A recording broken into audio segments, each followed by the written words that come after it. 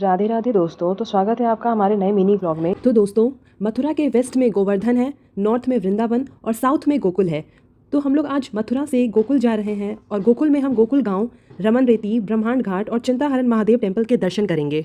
यहाँ हम लोग गोकुल दर्शन के लिए निकल चुके हैं दोस्तों, और मैं आपको श्री कृष्ण से जुड़ी कुछ बातें बताना चाहूँगी। जब कंस अपनी बहन देवकी को उनके ससुराल छोड़ने जा रहे थे, तब आकाशवाणी होती है कि उनके बहन के गर्भ से उत्पन्न 8वां पुत्र उनका वध करेगा।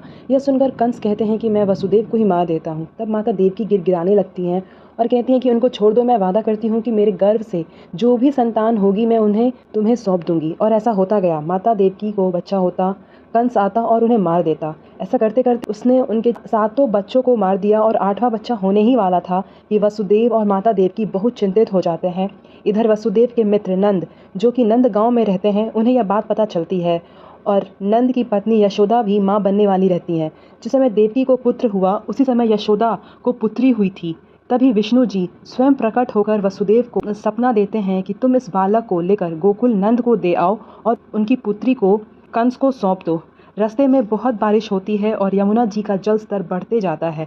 यमुना जी श्री कृष्ण के चरणों को स्पर्श करना चाहती थी, इसलिए वो ऊपर उठी और श्री कृष्ण ने भी अपने पांव लटका दिए और चरण छूने के बाद यमुना घट गई।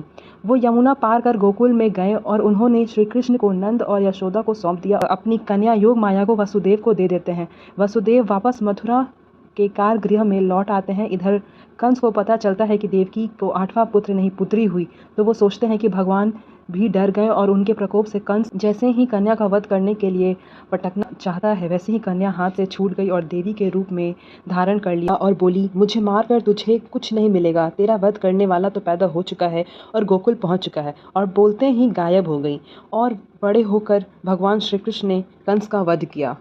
आगे गोकुल दर्शन के लिए चैनल पर बने रहें दोस्तों। राधे राधे।